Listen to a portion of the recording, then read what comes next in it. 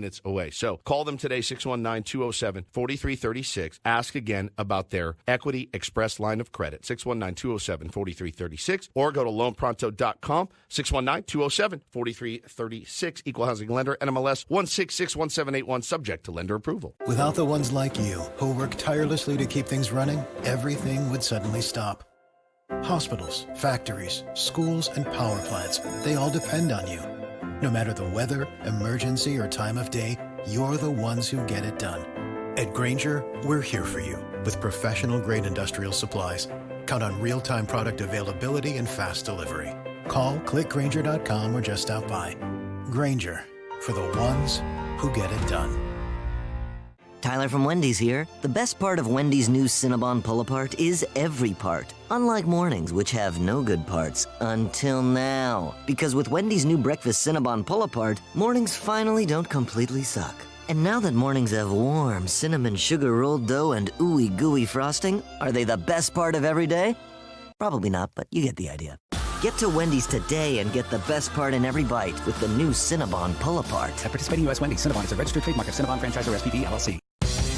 Follow San Diego's #1 sports station on X at 97.3 The Fan SD, and you'll always be in the know regarding all things San Diego sports. Well, then I guess there's only one thing left to do. This is 97.3 The Fan. KWFN and KWFN HD1 San Diego. Tony Gwynn Jr. here. Get up to speed on sports news on your way home from work. Keep up with Gwynn and Chris weekdays from 2 to 6 p.m. on 97.3 The Fan. An Odyssey sports station. It's that time, Friar Faithful. Time to discuss everything going on with the Padres. We've gathered the entire 97.3 The Fan crew together to bring you the most in-depth discussion on the Friars in our weekly Padres Roundtable, presented by San Diego Roundtable Pizza.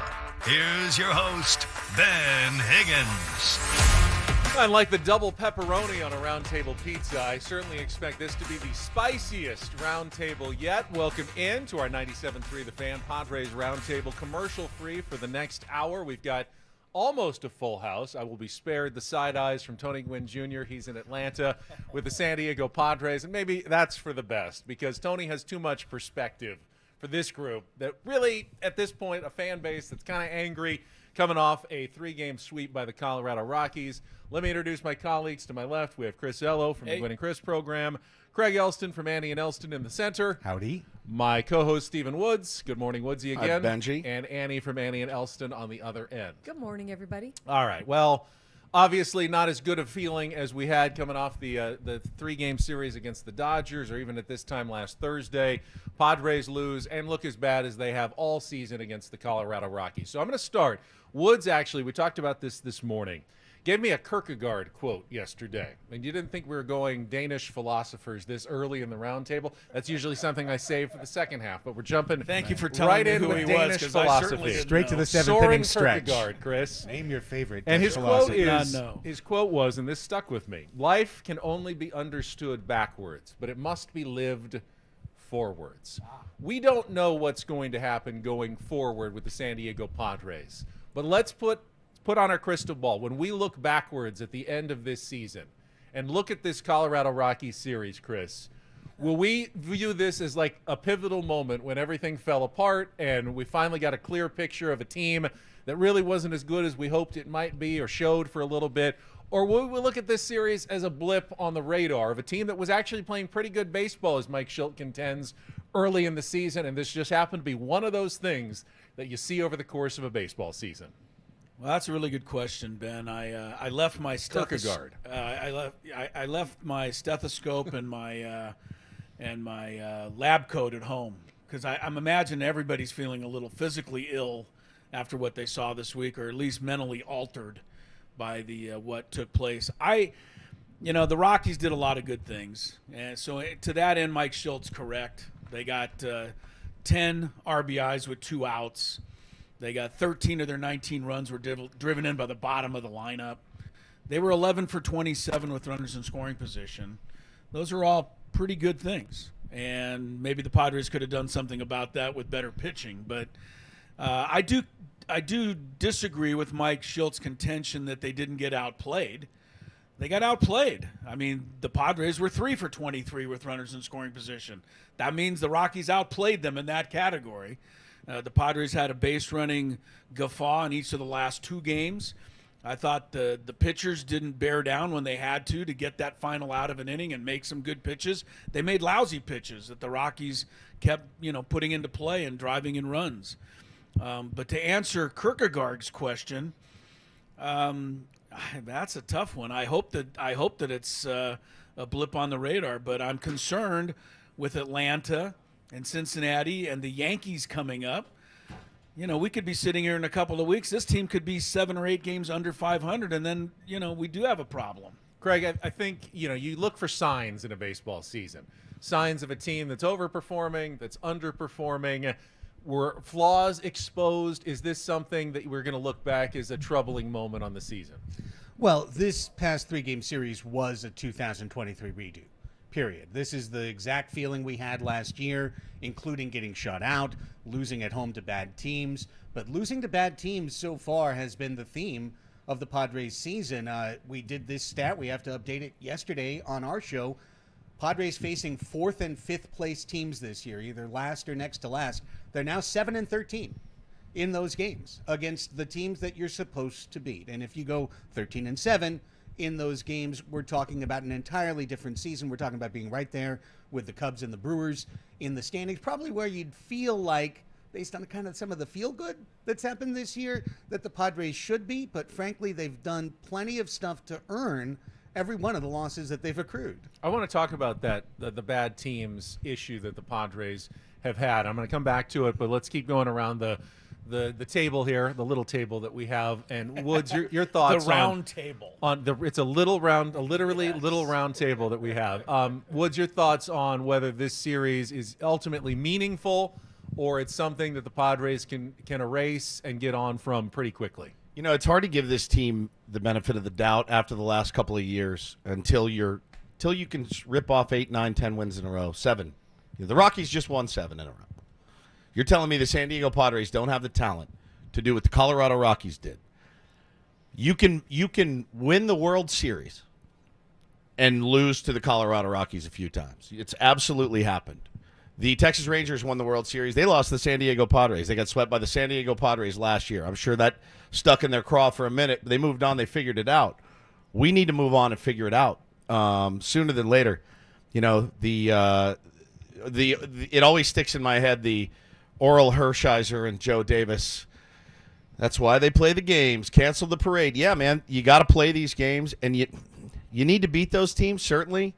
You just dig your hole bigger and bigger and bigger and bigger when you lose 3 games to the Colorado Rockies, man. So you hope that they can win 7 in a row, 8 in a row at one point. They've shown me nothing in the last 2 years that tells me they can. Annie, as fans, I think we always see the worst coming, and that just exposed all the fears that we had, that this team is going to collapse like they did in 2021. They're going to, never get it going like they did in 2023. How important do you think these last 3 days were for the Padres? This team is an enigma. They are better against teams with winning records. They are better on the road. So I don't know if it really was that wild, because they could go rip off a really good road trip and be right back in it. Now, it's funny, Joe Musgrove after the game yesterday was saying everybody expects us to beat bad teams, but the Colorado Rockies played really well. They didn't play like a bad team. So there's that side of it. I think the Padres are showing you who they are to start the season. They won the series against the Cubs, the Dodgers, the Brewers. Then they lost to the series to the Blue Jays. They split with Colorado. They ripped off a 5-game losing streak. Then they won again. They lost again. They're a streaky team. They're going to have these patches where they're really good, and then they get swept. And I think that until you have the superstars performing like the superstars, that's what you're looking at. You're kind of looking at this circling of that 500 mark. Craig, I want to go back to your comment about the Padres' losing record against teams with losing records. You were on that even before the season started, identifying games against the Colorado Rockies as critical to the Padres' chances of success this year. I've seen it a bunch in our comments and social media. It seems so obvious. The Padres get up for the games against the good teams, and then they let down for the games against the bad teams. Is that a thing in baseball? I firmly believe it is a thing in football that sometimes you can let down in that adrenaline-fueled sport when you have a lesser opponent. You don't sometimes play your best against a lesser team. But baseball's a different sport. Is that the problem for the Padres against the lesser teams, that they're not getting up for those games, they're not locked in enough for those games, or is it something else that we can't explain yet? Only the players can answer that properly. None of us can. I'd just be putting my thoughts on top of their actions. Their performance indicates that for years this has been the case with these players in this clubhouse. The stars of this team, we've heard the same song and dance that we heard after Wednesday's game many, many times with the leaders of this team. So they have not proven to me in any sense that they are a locked-in group that has that eye of the tiger, that looks at a series like the Rockies as a chance to really, take control and dominate a team. They got dominated on Wednesday, for sure. But I also kind of disagree with you got to tip your cap. The Rockies are playing great. Monday they walked 11 guys. Right. They walked 11 guys, 8 in the last 3 innings. That's a loss. That's a loss 98 out of 100 times. And the Padres somehow managed to lose that game to them. Tuesday, yeah, they hit some balls at people. They also blew it in the bullpen. It's pretty tough for me to just sit there and go, well, tip your cap, tip your cap, tip your cap, because we've been doing that, honestly, for a long time here in town. Chris, you were kind of nodding for a second there. Football versus baseball, getting up for the good teams versus not the good teams. Mike Shildt said there's no Newt Rockne. It's funny, he used a football analogy. He said there's no Newt Rockne speech coming for his team, because a lot of baseball managers don't believe in that. But do the Padres need to get more locked in for these teams that have losing records? No, I agree with you, Ben. I think for football and basketball, that kind of stuff can work. For baseball, to me, it seems like the harder you try, the less success you have. But I agree with Craig to a certain point, and I really agree with Annie. Until the leaders, the stars of this team, and let's call them out, Manny Machado, Fernando Tatis Jr., Xander Bogaerts. They're making all the money. They got to start leading this team to some wins, and they've got to lead the way against these poor teams. They have to go in and expect to dominate the Rockies. Those three went 6 for 33 in the series against the Rockies with 1 RBI, and that was on the Bogaerts home run in the first game. Manny is a mess at the plate right now. I'd almost rather him strike out than hit into a double play. Bogaerts has been going through it all year. To me, Fernando is not anywhere near the kind of impact guy that he's capable of being. I mean, his numbers are all right, but he's not impacting games the way he should. And this is where Craig hit it. They have to lead the rest of this group. When the Rockies come to town, it has to be, hey, we're going to crush these guys, and we'll show you how to do it. I think what we're all kind of leading toward, Annie, is this a mental issue for the Padres rather than a lack of talent issue? We know Manny Machado has tons of baseball talent. We know Tatis and Bogaerts have tons of baseball talent. So it has to be somewhat a mental issue when players like that struggle. I think so. I don't know. I mean, is it a culture issue? Is it a issue that's kind of permeating throughout the organization? Is it something that's a little bit maybe higher than this clubhouse or just continues to kind of fester in this clubhouse? I don't know. It's funny because we treat this team like a playoff team, but to be honest, they've gone to the playoffs twice in the last 10 years, and once was a 60-game season. And I don't really count it, not because it didn't matter and it was great and it was special, it was magical, but because you can't really compare against it. So I think that maybe, as much as I do think that their belief is there and they're trying to get there and they want to be that and they want to build that culture, they're not there yet until they start consistently going to the playoffs year after year.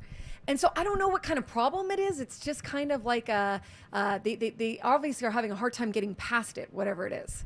Well, you've seen flashes of it. You've seen flashes of really good culture and togetherness and moving the chain, next man up. You've seen a lot of that. You've seen unselfish baseball this year from the San Diego Padres. You've seen guys hitting it where it's pitched, stringing 6-7 singles together at a time that one inning. But Pepperidge Farm remembers that one inning. No, I mean, but you have seen it, and the a good inning, though. It was a great inning, man. It was a great inning. I was thinking about the tweet I saw from Shirtless Whitson yesterday. That just, it almost kind of blew my mind, and I knew this, but it was essentially, he said, "Isn't it funny that our playoff appearances, our playoff hopes, rested on Jurickson Profar being good on a $1 million prove-it deal, Jake Cronenworth finding his way back, and a rookie in center field, never played center field before. And those three guys have been fantastic. The guys that we expected to carry the team are just not doing it. And it really hit home yesterday, and I went, oh, God, he's dead on. He is dead on. Those guys are pulling their weight. The other guys are not. It's our 97.3 The Fan Padres Roundtable, presented commercial-free by San Diego Roundtable Pizza. And that topic kind of led to it's almost a philosophical question we had at the end of our show. And that is, Craig, are the Padres a good team that plays bad about half the time? Or are they a bad team that plays really good about half the time? And it doesn't really matter which they are if they end up around 500 anyway. Yeah, I mean, obviously that's an impossible question, just like Kierkegaard. So thank you for building out these impossible questions. This is the talking cure. Right. I mean, I think reiterating a point that Annie made, Mike Shildt yesterday went on and on about, well, we just won 4 straight series. As if, I mean, honestly, it's embarrassing. I still remember the 2019 Twitter, poster. 5 straight series wins, and Also, with Freddie Galvis. They won 6 straight series at the end of 2023. Last year. In fact, they've had stretches of extended success each of the last 3 years. So the whole, well, we did something we haven't done, and was completely wrong. However, in addition to being factually incorrect, it elides the point. Yes, you went 8-4. Or 8-3, pardon me, over the course of 4 series, never winning more than 2 out of 3 in any of those series. But you immediately preceded that with 5 losses, and now you've had 3 losses. So all the 8-4 did, you erased in this course of 8 games. The Padres can be kind of good, but okay, and your famous golf, right? You can get a birdie here, a par there, but if you're triple bogeying, you're not going to have a good score. Yeah, your score comes down. You know what I mean? Your score goes up in golf. Can I say something, too, that is weird, that is maybe mental? It's weird that they all go into a funk at the same time. Yes. That's strange. I don't know what to make of that. We've talked to Eno Saris about like similar swing planes, so they tend to be susceptible maybe to the same pitchers. And it's not always the good ones. It could be Austin Gomber that for some reason, all their swing planes don't fit. But there's never really been a great explanation. For my personal self, and maybe it's just, just watching the players closely, the Padres always, at least for the last 3 to 4 years, have looked like a really good team. They're certainly good team on paper, good collection of talent. Like every year we predict, this looks like a pretty good team. And then we always wonder, why do they play bad so often when they have so many good players? And you'd think after 3 or 4 years of the same stuff over and over again, if we didn't have the answers, maybe someone in the organization would have an answer or two. But they've gone through now multiple managers. They've gone through multiple changes on their coaching staff. And if none of those guys seem to have an answer for it, is there an answer out there, Chris, for why the Padres play so bad with such good players? I wish I'm going to, no. Like I said, I didn't bring the lab coat because I don't know. But I want your question about, are they a good team that plays well or poorly sometimes, or are they a bad team that plays well? I don't think it's either. I think they're a mediocre team that plays mediocre all the time. And that, if you look at their record from the beginning of last year, it is currently 122 wins and 122 losses, or however it adds up. They were 2 games over 500 last year. And they're 2 games under 500 this year. So this is what they are. And this is what they're going to continue to be until Manny Machado and Fernando Tatis especially take the reins of this ball club and start dominating. And if they can't do that, there's no way this particular group can get a whole lot better than a game or 2 over 500, which, by the way, is the high watermark this season. 2 games over 500. They were 11-9 at one point. Now they're 2 games under. They got a bunch of good players, good enough to hang in there, but not good enough to get anywhere. And I don't have the answer though to why they're so inconsistent. Let's talk about Mike Shildt for a second, and his unrelenting silver linings and positivity. Annie, you've probably sat through more of the managerial news conferences than the rest of us over the last few years at the end of games. Do you feel like that the strategy that he employs, always making sure to point out what his team did well, minimizing what his team did poorly, is that the right way to go? Even if it frustrates fans who would like to hear maybe a little more dose of candid honesty after a tough loss, especially like the last one against the Rockies? It's a good question. I mean, players speak very highly of Mike Shildt. I think that a few things to consider here. One, Mike Shildt is working against whatever happened in St. Louis, and none of us know all the details. He was never. It was never so terrible that he couldn't get another job, but there was clearly some hurtness over what happened there, and he was blindsided. Two, he's watched the Titanic go down the last few years. He's trying to prevent against that. I think he's being overly on the other side of, hey, we are on the same page. We are all pulling in the same direction, because he's seen how it's gone for the other managers. And then three, I think he is just a very optimistic guy. He's someone who believes in always having his players back. It's interesting to me that you go in the clubhouse and the players are like, we played bad, and it's okay that the fans boo us because we understand it because we played bad. But Mike Shildt doesn't want to say it. So I do think that there's something there about maybe he could be a little bit more, if he really wanted to, maybe he could say a few more of those things. And I don't know that the players would feel like he didn't have their back. I think they would probably agree and go, yeah, you know what, he's right. But he's just not that guy. Woods, Annie brings up, I think, a really interesting point. We talk with Mike Shildt every week. Is there something in his past that he's a little worried about? Like, is he when he especially is addressing the media, that he doesn't have the confidence necessarily? He wants to make sure that there's a positive perception, or try to make sure that there is a positive perception about his team at all times. Yeah, maybe, but he's also the guy that's been here for a few years, and he has been at Petco Park, and he has met with Peter Seidler, and he knows what the fans think. And it's not like he just drove into town, and this is his first exposure to the San Diego Padres and their fan base. He knows very well what the fan base has gone through, what they expected and didn't get. That's what surprises me so much about yesterday in particular. I haven't really had one single issue with Mike Shildt until yesterday. Honestly, I like supporting my players. I look at it like we have an audience. I have their backs. Like Mike Shildt has his players' back, I have their backs. And when you tell our audience and the other audiences out there, no, that was actually good baseball, and you don't know, but I do, that was good baseball, buddy, we know that wasn't good baseball. We watched it with our own eyes. You also know when you see bad baseball because you've been here and you've seen it, and you know what this fan base has gone through. That's insulting. It's insulting. That's how I felt. Three for 23 with runners in scoring position is bad. That's baseball. bad baseball. May not be his definition, but it's one of my definitions. But he's looking at the hard outs. He's looking at and it wasn't fully clean Sure. these last few days. He's got a process that is, he's like, are we doing the right things? Right. Are we doing the right things at the plate? And there were some things that they didn't, right, like you said, the 11 walks, all that, not cashing them in, everything like that.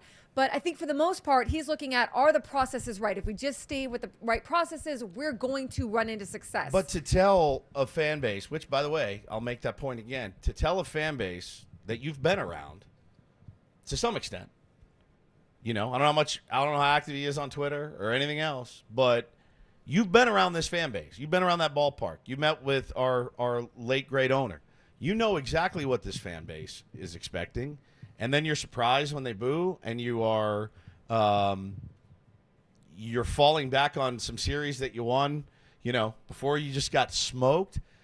Doesn't make any sense to me.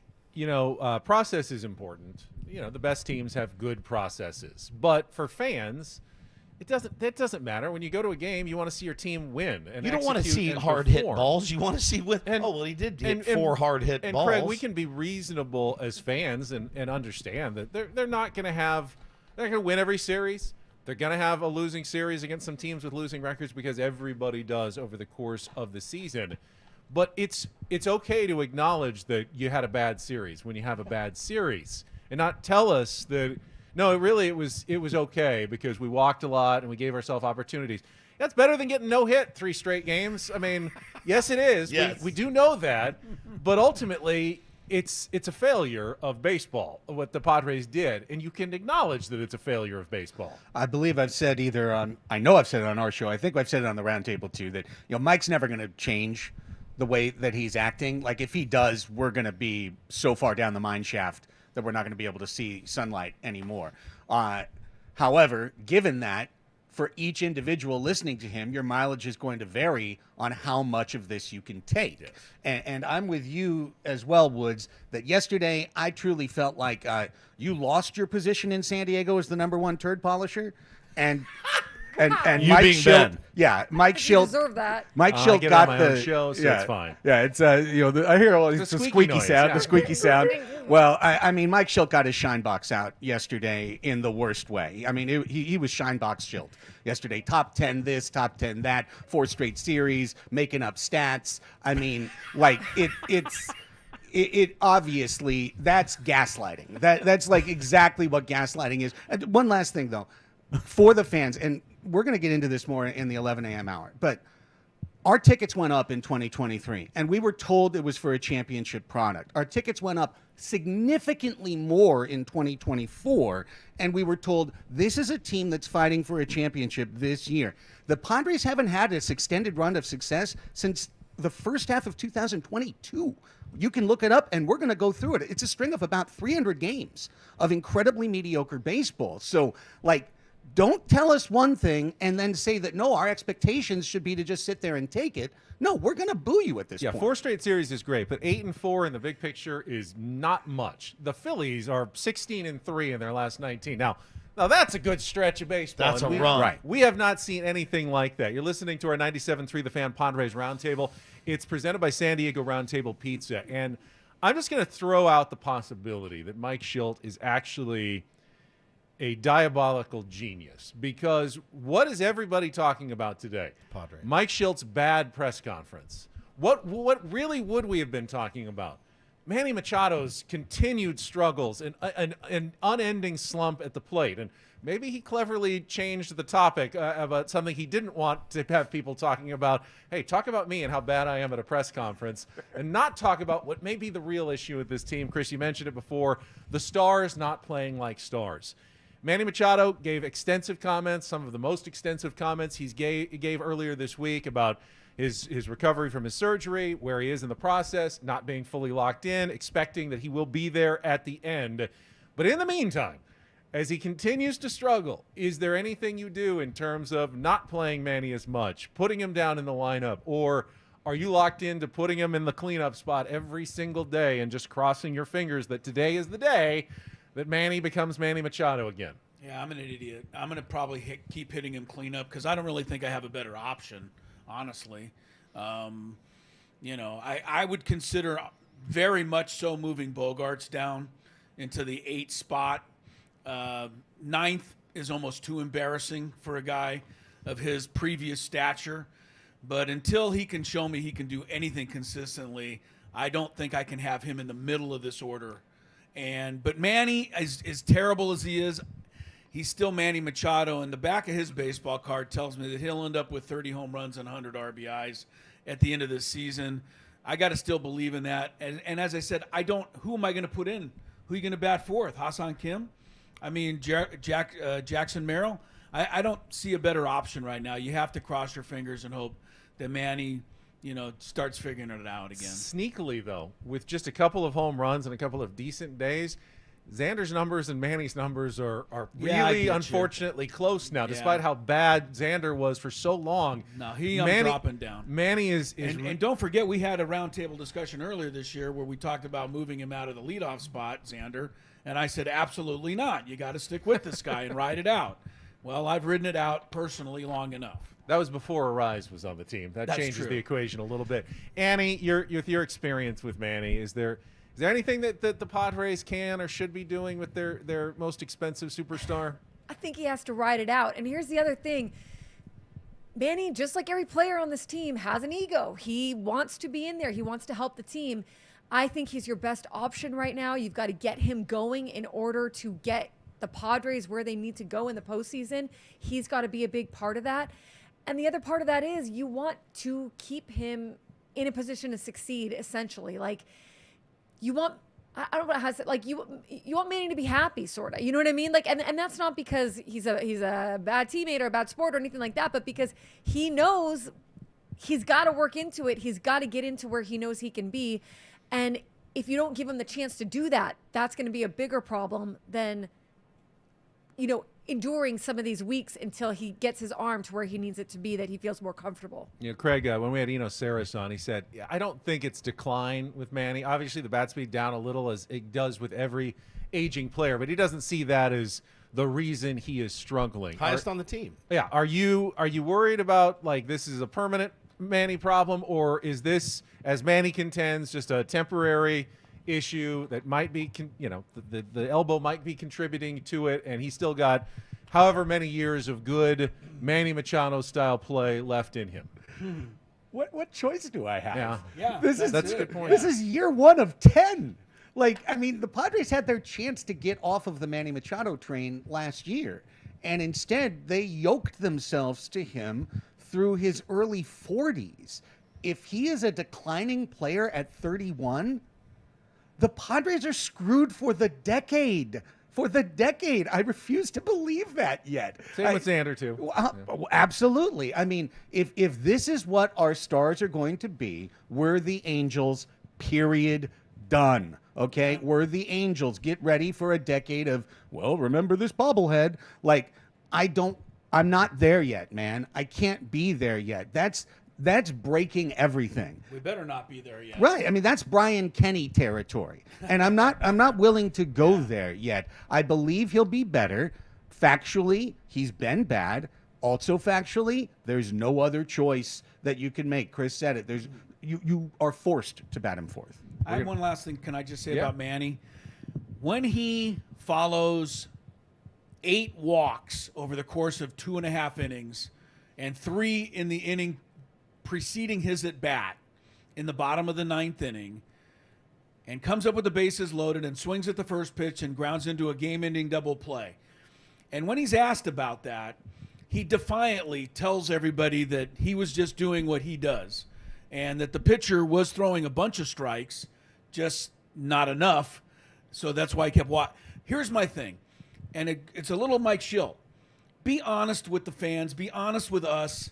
And be honest with yourself. I don't agree with you. I think he is. I think swinging 3 and 2, swinging at the first pitch was not He said the that right he thing to do. It was. He said that he didn't execute. Like, it's him. It's him. It's him. It's him. It's him. It's been him since he was a rookie in Baltimore. That is him. I talked to Tony Gwynn Jr. about it yesterday.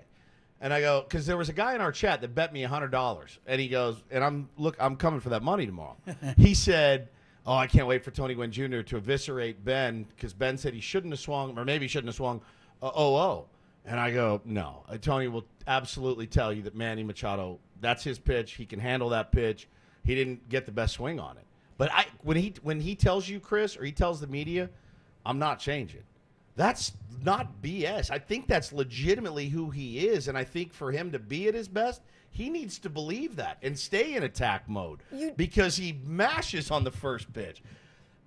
It was a strike. He could handle it. Now, if it's a slider down and away and he does the ass-out Manny Machado swing that we've seen, yeah, man, I get that after all those balls. But a pitch he can handle in the zone and end that game as the $30 million cleanup man, I have no problem with the process. I hated the result. I really did. But I really do feel that is who he is. I really do. Like, Okay. Well, I don't think he was lying when he said he defiantly grounded into 2 more double plays did. the very next game on But the is it- first pitch. is it- I don't which know I that thought it's- was kind of hilarious, to be honest with you. the first one, I laughed my ass off. I really did. I laughed I go, Well, everyone this else is- booed. I go, this is comedy. But I don't think it's defiance as much as it is who he inherently is. A guy in my DMs last night was like, man, listen to this audio. And I said, I love it about Manny. I also hate it about Manny. I love it. I love that a guy is that confident in himself, because you cannot play that game without being confident. But I also, I want a little eyewash from time to time. He's not going to give it to us. He's never going to give us and say, I'm broken, I'm battered, I can't do it. Never. He'll never say it. And jump in here. You said it better than what I just said the prior statement, because that's what I mean about like ego and everything like that. It's not. It's a healthy. It's a good. It's confidence. It's confidence, but it's also you need him. You need Manny to be Manny. Like Manny is that little kind of I don't defiant. I don't know, but that little edge to him. Yeah. You want it there. Like that's when he gets going. That's what drives him. That's what pushes him to have him in a position to succeed. Now, he did say he didn't execute on that, but he also was very kind of open about the fact that his arm is bothering him, that his swing isn't where he wants it to be. He's trying to work through that to get his swing back, but it's working through it during the season with a bum elbow kind of. I guess what I disagree with, Craig, and I think when people say Manny doesn't know baseball if he swings at that pitch, I will totally argue with anybody who thinks Manny is not a very savvy player. Manny looks at the situation. Yes, the bases have been loaded with walks. Bud Black has just gone out there for a pep talk with his guy. You think he's telling him, I need you to nibble on the outside here and, don't throw him a strike. He's telling you, you need to throw a strike here. Manny knows that, and he's expecting and looking for something he can elevate, so something up and something in that he can elevate. It's probably the only pitch he's going to swing at, and that's the pitch he got there. That's the pitch he got. It's also why wouldn't you swing at that? It's also the big leagues where a guy that is missing out of the zone a little bit and then coming back into the zone, getting fouled off, as Manny talked about. Crony fouled one off. Toddy fouled one off.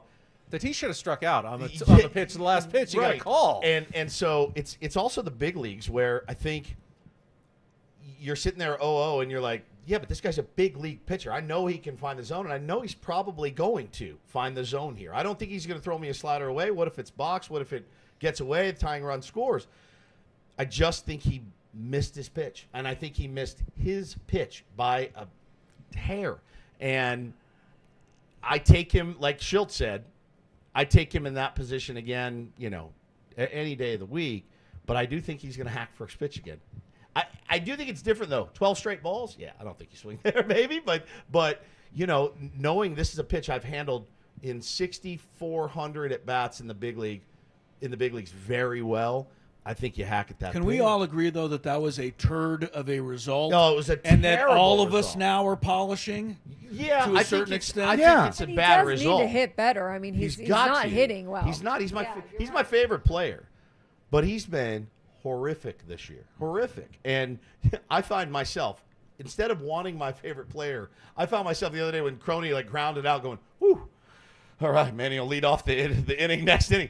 That's not a fun place to be in as a fan and as a guy that loves him and loves his game, wanting him to lead off an inning instead of come up with runners on.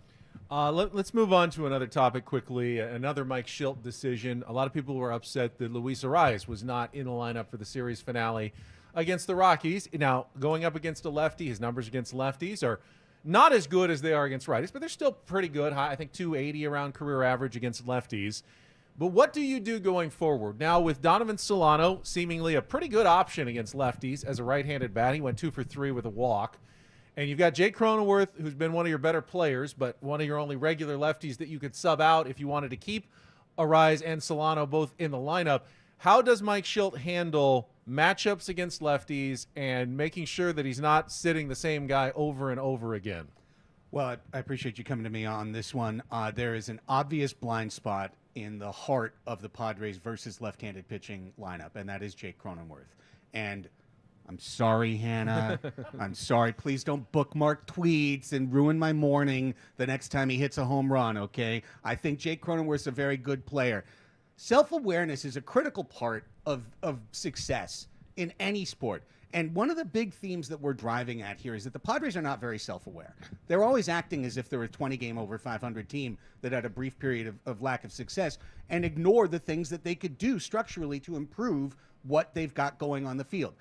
Factually, Jake Cronenworth is 6 for 29 this year against left-handed pitching with no doubles, no triples, no home runs, okay? He has an OPS split, platoon versus righty, platoon versus lefty, of almost 500 points. Now, that comports within his career a 100-point split between righty and lefty. But we're batting him third against lefties all the time, and he has had no success. Now, I get it. He's your number 3 guy. He's one of the key leaders in your team. He's been off to a good start. Are we hurting his ego or hurting his confidence by He doesn't care. by I don't platooning think. him? Yeah, I don't think he Well, listen, Donovan Solano can't be out of this lineup against lefties, period. And Luis Arias can't be out of the lineup, period. He needs to play every single day for this team. So where can you fix that? You can fix that by sitting a guy who has really not hit against lefties, and that's Jake Cronenworth. But you talk about extra base power, extra bases and stuff. You're not going to get that with Arise playing first base. No, but you're not getting it with Cronenworth. Yeah, but you're also not going to get it with Arise. You get a 280 average. What's his average against lefties, Crony? 260? No, it's 1-0. Oh, 1-0. He's 6 for 29. And the defense is much, much better than Luis Arise. At first, I want Arise in there too. He's not a platoon player for me. I don't know where you put him. I really don't. If he's gonna DH, you got to figure something out because you need Crony. Fine, third, absolutely. Hit him fifth. Hit him sixth, whatever. I don't think he cares about that. I asked him that before. He goes, I don't care. I've hit seventh, I've hit eighth, I've hit ninth. I couldn't care less. I just want to be in the lineup. But you can't platoon Luis Arise. We are in 100% agreement on that. And honestly, you can't platoon Jackson Merrill, really. He gives you the best ABs maybe that you're getting other than maybe Arise. Those two need to be in the lineup. And I get that he's a rookie. I get it. But he's also a rookie. He's got the freshest legs of anybody out there. Yeah. Any single person on that club, Jackson Merrill's ready. And maybe you don't run him out there 154 games, 158 games. But I'm not sitting him against every tough lefty because he gives me a really good AB. He goes the other way. He hits it where it's pitched. And when you got Fried and Sale coming up this weekend, you need a guy that can go bat to ball. You need to find some holes. Those are two guys in Arise and Merrill that can do it better than anyone. Chris, listen, you play with Tony Gwynn. Those are the comparisons. They may not be fair, but those are the comparisons. Right. Tony didn't sit against lefties. No, and Arise is about, I think, 280 career against lefties as 277, opposed to 277. 360 against righties, okay? But the 280 is a lot better than the 6 for 29, no extra base hits that Craig's talking about. Now, I think it's too early to sit Jake against lefties the rest of the year and just completely, give that ship up. But for the time being, if Solano's playing, it needs to be at the expense of Cronenworth. And if Solano's playing and you want Cronenworth, then put him at second and give Bogarts a day off. I'm not going to miss him in the lineup too much, to be honest with you. But stop giving Arise days off. Yeah. I'm tired of this, and I agree with you on Jackson Merrill. If Azócar gets one start out of every 3 against lefties, perfect. But he started each of the last 3 games against lefties. They don't score runs against lefties. Mm-mm. They got the home run by Profar. That's all they got against Imanaga.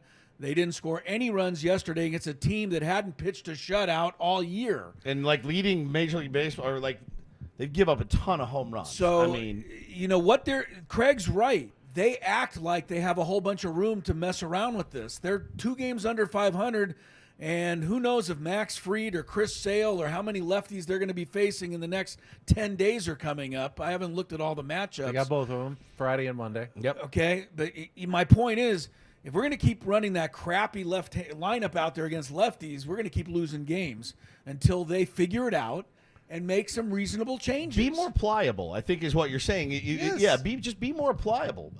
You don't have the dreaded fearsome foursome at the top that you maybe think you do, and you have to be more pliable. You can't run out there. You're not running out Mookie Betts and Freddie Freeman, Shohei Ohtani, and Will Smith. You're just not.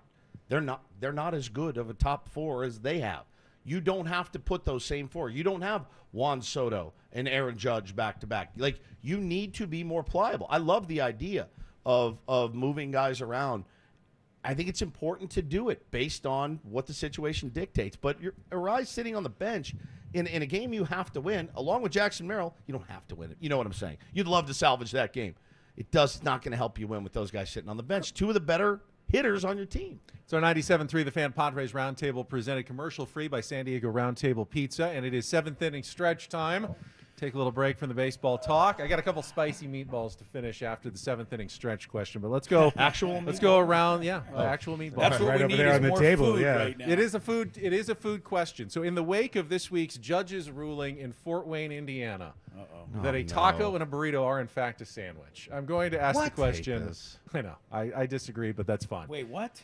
They're wasting a judge's time? Yeah, getting a ruling? It involved a zoning issue where only a sandwich restaurant could go into a certain shopping center, and the owner of a Mexican restaurant said, well, a taco is a sandwich. It's a Mexican sandwich, and the judge agreed. So all right, gotcha. The question is, we have so many phenomenal taco shops in San Diego. Yes. When you want a guilty pleasure, what's your go-to order at your favorite San Diego taco shop? Like, what do you walking up there, you can get anything you want. Annie, what do you get at the taco shop? Well, El Veganito in Grossmont Center food court makes vegan Mexican food. So I get There it is. potato roll tacos. They are delicious. Potato roll tacos are good. They are so good. They're subtly good. Wizzy, what's your go-to Mexican food? I have a feeling this is going to get less and less healthy as we go. By the time it gets to me, we're going to have triple carne asada. I like the burrito covered in lard that I get. Yeah. I like Jorge's, big Jorge's fan. And when I go to Jorge's, I either get the carne asada burrito or I get the shredded beef tacos, and I love them. I swell up when I eat it, but it's so worth it. Craig? If I'm going around the county, I'm going to have Al Pastor tacos at Tacos LG down in National City. If I'm coming home from announcing a game or something, I'm going to get 3 beef rolled tacos at Rigoberto's with guacamole and cheese. Chris? Roberto's for rolled tacos and guacamole, preferably at least 5 rolled tacos with guacamole. Lucha Libre for the California surf burrito that has the carne asada, the shrimp, and the French fries all inside. That's a good, and usually slices of avocado, which I don't know if the magic is wearing off. Off the menu now, yeah. The sweep ended avocado. We need a new bit. Incredible. We do. You kind of stole my answer, but I love a great California burrito and 5 rolled tacos with guacamole. 5 rolled tacos, guacamole. Yeah. Well, Oh, if I'm come on. really guilty pleasure, and right, if you're gonna, I just get the side salad. I just get a side 3. salad. I'm sorry, 3's enough for me. It really is. The carne asada burrito, 5 rolled tacos, and a tab, please. Does anybody remember that? Oh yeah. Pink can tab. Pink can. Give me a tab. Can't give you a tab unless you order something. The diet drink. Can I ask something about the left-handed lineup? Yeah.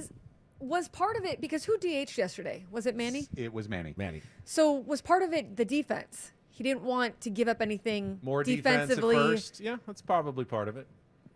But at the same time, you can't take. So I just going back to it. People said, "Well, give Manny the day off. He's been struggling." I did. I said that. Yeah, you can't take You can't take any of your righties who mash lefties out of the lineup. That's one of your chances to get them going, is to face a lefty. You sit them and then say, "But we'll put you back in against the tough righty the next day." It's like, thanks. How am I ever going to get going? You're taking me out against the lefty. You can't do that. So you have to play Manny and Bogarts against the lefties, even if they are struggling, because that's their chance to actually get some confidence and get going. But what Craig's saying is that they feel like they have to play Cronenworth too, because he's the number 3 hitter. And Craig is going a little deeper into this and saying you don't have to play Cronenworth until he can do something against lefties. I think that's fair. All right, I'm going to get into it's actually a metaphorical spicy meatball. Sorry, Woods. 20 hours Now a week. you're of that. gaslighting All right, us, too. This is Anyone one that I Please, think get out everyone. your shine box. I think this is one that everyone out there is going to like to hear. How can we in the media do a better job of covering the Padres? And are we soft, as so many people often claim in our coverage of the team? Anybody? Silence. I finally silenced the You group. did. We go back and forth on this a lot. I think, like, I'm excitedly nervous to talk to Mike Shildt tomorrow, because I'm nervously nervous. With I mean,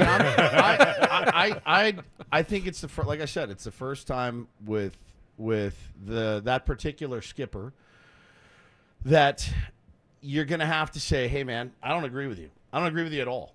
You know, when we talked to him last week and we brought up a couple of instances of things that we didn't really understand, I loved how he explained it. I loved how he explained why he uses Enyel De Los Santos when he does. He's a manager. I'm not. I loved that. Why did you take Profar out? I loved his explanation. And I can say, yeah, sounds good. Tomorrow is going to be different. And I don't think I can, in good conscience, sit and listen to, well, what about those 4 series, though?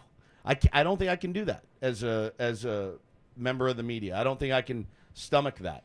I also don't want to go. People want me to call him a liar. You're a liar. You're this. You're that. I'm not going to do it. Lying? I know exactly.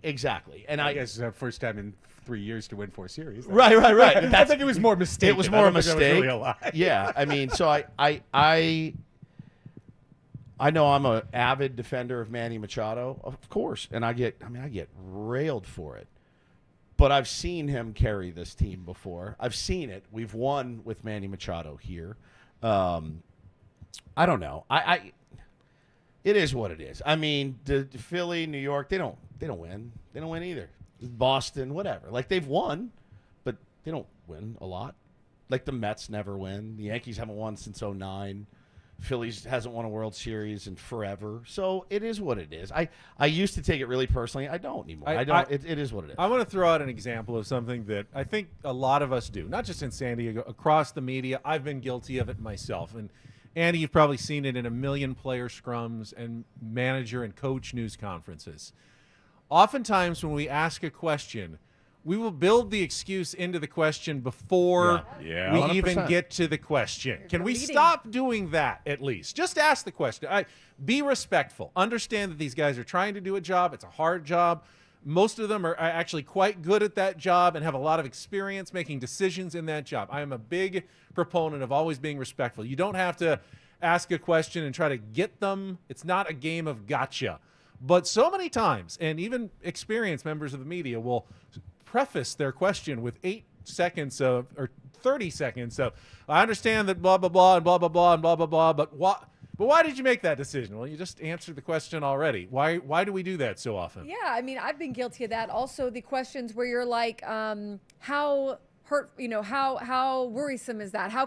Maybe it's not concerning at all to them. Maybe it's not worrisome at all to them. So just, I think changing a lot of that dialect is important. And I also think learning more about the game. Like, I love, like you, sometimes I think people in the organization sometimes take it defensively, like you're questioning them, when sometimes you're just trying to learn, like, what are the decisions, why are those being made? And I'll also say this, and this is a much longer conversation than we can have in this roundtable. Covering teams has gotten a lot different. There are a lot of people, and it's obviously goes from organization to organization, who are some players are coddled. Some people within the organization don't understand how media works. It becomes and nor care to learn because it's a private entity. Hey, we'll threaten to revoke your credential. Hey, we'll not let you do this. We'll warn the player that you're coming. Well, there's all kinds of different things at play now that I think make the job a little bit more difficult. And again, that really is a culture thing. It varies from organization to organization. I talk to a lot of beat reporters around the league. It's different from place to place. So I think the more that you can do what you're talking about, which is being, like you said, respectful, but also trying to understand where they're coming from, and again, trying to show up and understand on our end what the players are saying and coming from. I think that leads to better coverage. Benny, but also, like, the players, they also need to do a better job. They do. I mean, it's, I agree. Hide in training rooms. It is not hard. It is not hard to say, I suck right now. I'm working on it. I'll get better. It's so, it just deflates the whole thing. But it's not hard to say that maybe you're right. In that situation, I shouldn't have swung at the first pitch. But now it's harder now too for the player, because now they become viral.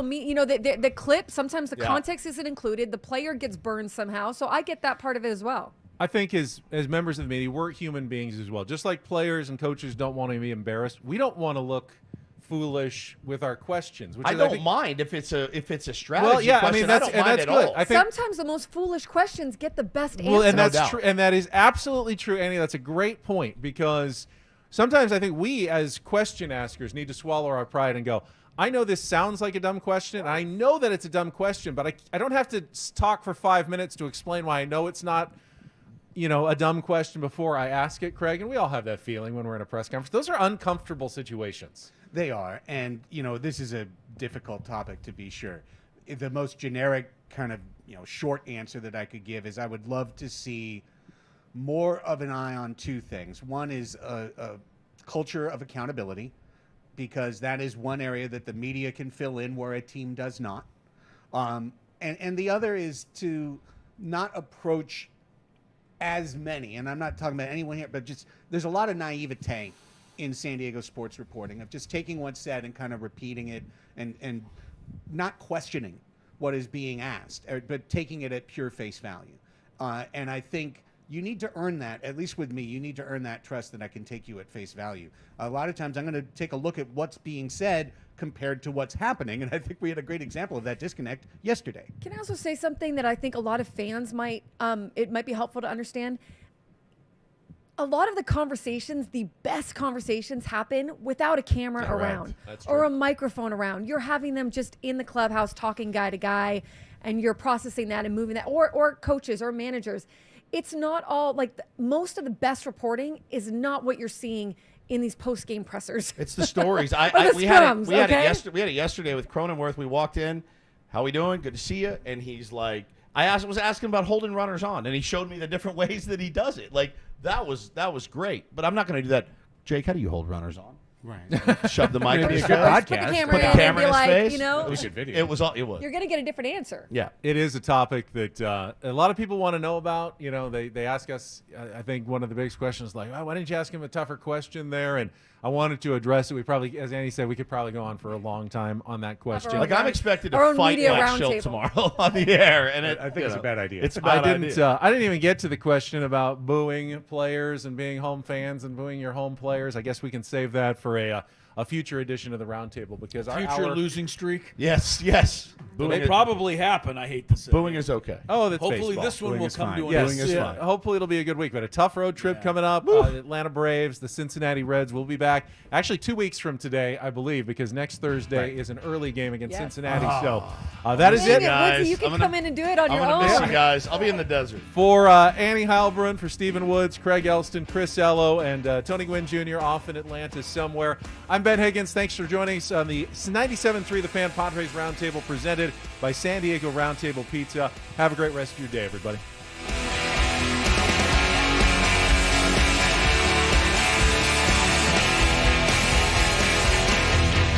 Gwynn and Chris on the Fan. Coming up on Thursday,